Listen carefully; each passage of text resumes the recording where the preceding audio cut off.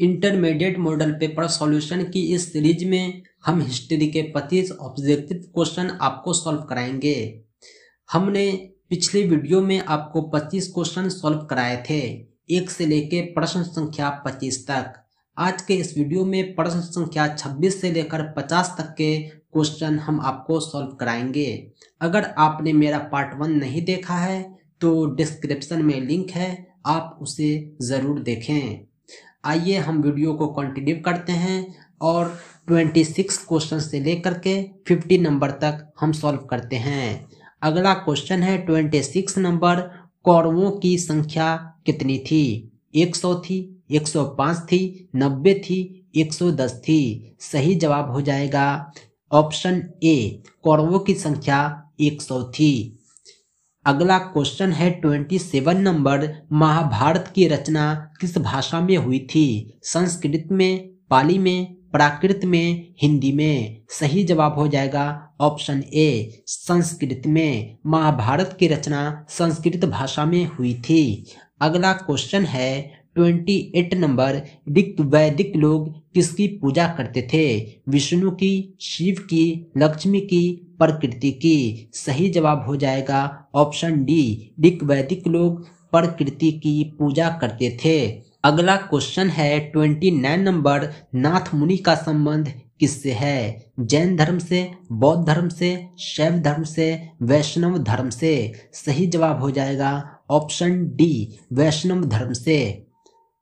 अगला क्वेश्चन है 30 नंबर, सुत्त पिटक किस धर्म से संबंधित है? बौद्ध धर्म से, जैन धर्म से, हिंदू धर्म से, इस्लाम धर्म से। सही जवाब हो जाएगा ऑप्शन ए, बौद्ध धर्म से। सुत्त पिटक का संबंध बौद्ध धर्म से है। अगला क्वेश्चन है 31 नंबर, महात्मा बुद्ध का बचपन का नाम क्या था? वर्धमान, सिद्धार्थ, देवदत्त, राहुल। महात्मा बुद्ध का जो बचपन का नाम था वो सिद्धार्थ था। अगला क्वेश्चन है 32 नंबर, प्रथम बौद्ध संगीति किस शासक के समय आयोजित हुई थी? अजातशत्रु के शासन काल में, कालाशोक के शासन काल में, अशोक के समय या कनिष्क के शासन काल में। सही जवाब हो जाएगा ऑप्शन ए, प्रथम बौद्ध संगीत का आयोजन जो होता है अजातशत्रु शासक के शासन काल में होता है। अगला क्वेश्चन है, महावीर ने पार्श्वनाथ के सिद्धांतों में कौन सा नया सिद्धांत जोड़ा था? अहिंसा का, ब्रह्मचर्य का, सत्य का, अपरिग्रह का। सही जवाब हो जाएगा ब्रह्मचर्य का। महावीर ने पार्श्वनाथ के सिद्धांत में ब्रह्मचर्य का सिद्धांत जोड़ा था। पार्श्वनाथ जो थे महावीर से पहले जैन धर्म के धर्मगुरु थे।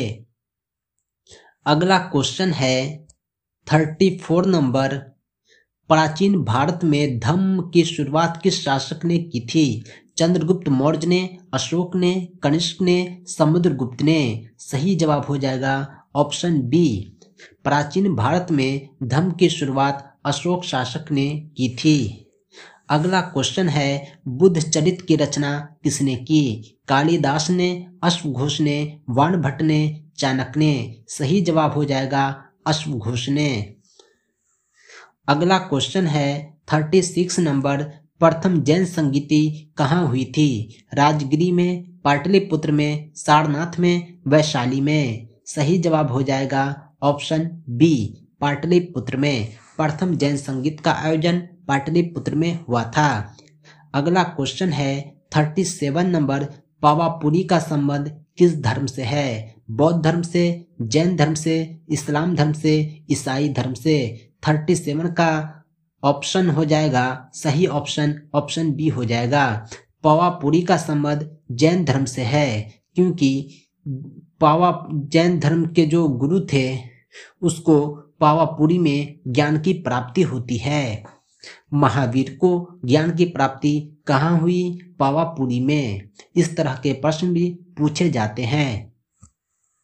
अगला क्वेश्चन है, कादम्बरी के लेखक कौन हैं? वाणभट्ट, कालिदास, कौटिल्य, अश्वघोष।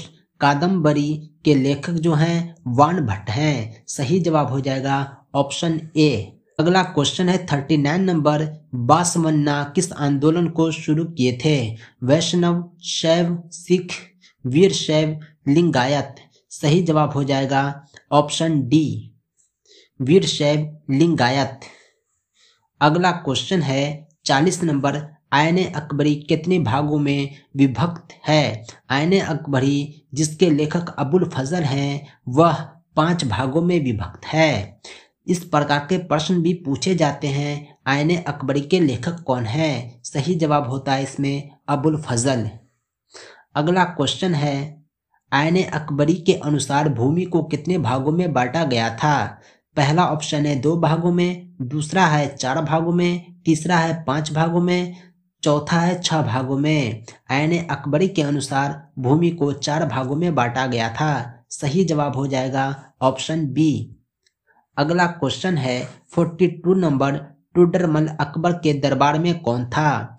टोडरमल अकबर के दरबार में कौन था? सेनापति था, वित्त मंत्री था, अंगरक्षक था, इनमें कोई नहीं। सही जवाब हो जाएगा ऑप्शन बी, टोडरमल जो था अकबर के दरबार में वित्त मंत्री था।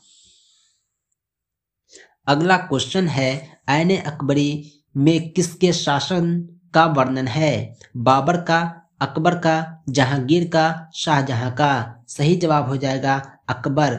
आयने अकबरी ये अकबर की आत्मकथा नहीं थी बल्कि अकबर की जीवनी थी जिसे अबुल फजल ने लिखा था।